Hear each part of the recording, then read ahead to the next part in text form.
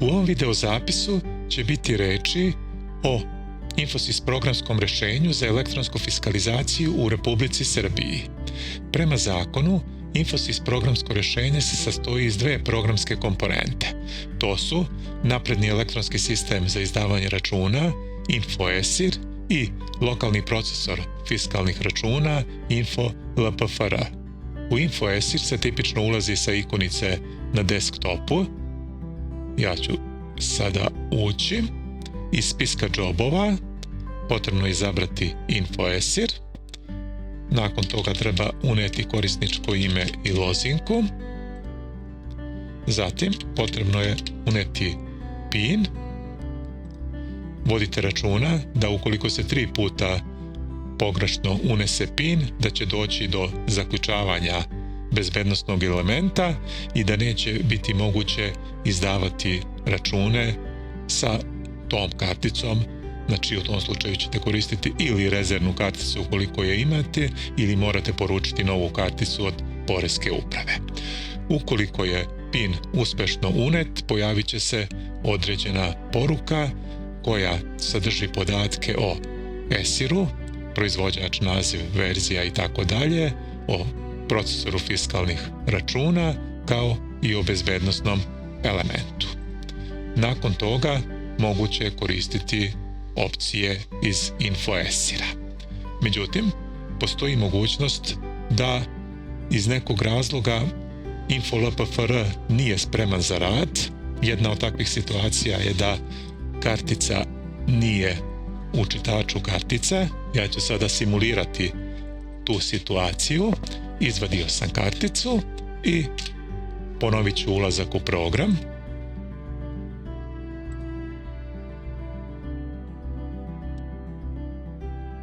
Unosim PIN, ali dobijam određenu poruku koja ukazuje na to da je pametna kartica izvađena, tako da komunikacija nije moguća. Znači, InfoESIR nije uspešno povezan na procesor fiskalnih računa i bezbednosni element. U tom slučaju nam može od pomoći biti InfoLPFR, odnosno njegov panel. InfoLPFR se često nalazi na istom računaru gde se i ušlo u InfoESIR, a ako nije, potrebno je otići do računara gde je instaliran LPFR i tamo u SysTray-u pronaći ikonicu koja je zeleni ili crveni krug. Znači, kada dođemo, pojavit će se LPFR SysTray da piše. Duplim klikom ili na drugi način možemo ući u ovaj panel. Ovde su 4 kvadratića koje mogu biti zelene ili crvene boje. Ovde, znači, je zelene boje da je LPFR konfigurisan, a ostali su crvene boje. U ovom slučaju bezbednosni element je crven, što znači da treba da proverimo da li je bezbednosni element u čitaču kartica. Ja ću to uraditi i ubacio sam sada bezbednosni element i nakon toga je kvadratić promenio boju u zelenu.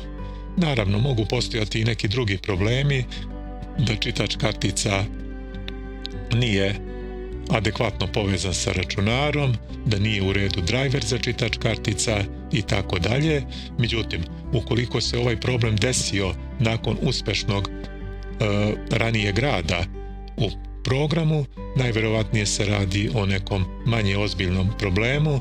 Znači, ili se kartica iz nekog razloga ju je neko izvadio ili se olabavila. U tom slučaju, znači, ako se vizuelno ne vidi da postoji neki problem, poželjno je karticu izvaditi, sačekati par sekundi i vratiti je ponovo u ležište u čitač kartica i videti da li će kvadratić da promeni boju. Ostala su još 2 crvena kvadratića, međutim, ne moramo tu ništa raditi. Možemo izaći iz ovog panela, izaći iz programa, ući ponovo.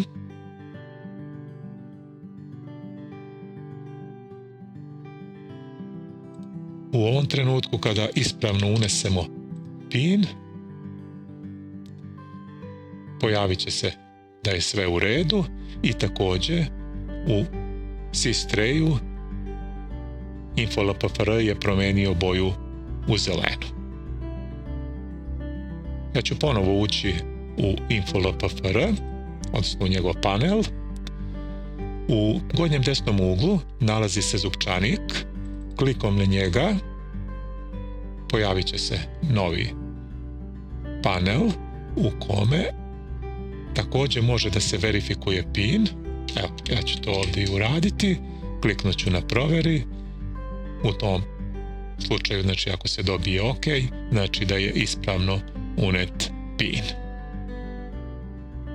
Pored toga, ukoliko i dalje postoje neki problemi sa InfoLPFR-om, možemo probati i na restart njegov. Evo, ja ću to također uraditi. Sačekat ćemo nekoliko sekundi. Nakon toga ponovo ću provjeriti PIN i nakon toga vidimo da su svi kvadratići zeleni. Pored toga, u donjem delu postoji jedna sekcija za obaveštenja. Neka obaveštenja mogu ukazivati da, recimo, postoje neposlati računi stariji od 24 časa. To verovatno znači da toliko vremena ne postoji veza preko interneta sa poreskom upravom. Može da ukazuje na neke ozbiljnije probleme, ali to nije predmet ovog videozapisa. Ja ću izaći iz InfoLPFR panela, vratit ću se u InfoESIR, znači neću u ovom videozapisu objašnjavati opcije, samo ću objasniti da na desnoj strani postoje uputstva, na levoj strani znači postoje uputstva. Ovdje su bitna ova 4 uputstva, znači opis proizvoda ESIR, korisničko uputstvo ESIR, opis proizvoda LPFR, korisničko uputstvo LPFR. Ući ću u neko od njih, recimo korisničko uputstvo za ESIR. Poželjno je da ovo, kao i sva ostala uputstva, pročitate. Ovdje su detaljno opisane opcije programa, kao i rješavanje određenih situacija. Ja ću sada izaći iz ovog uputstva. Još jednom. Pored toga postoje i video uputstva. Znači, dobit ćemo nekoliko video uputstava.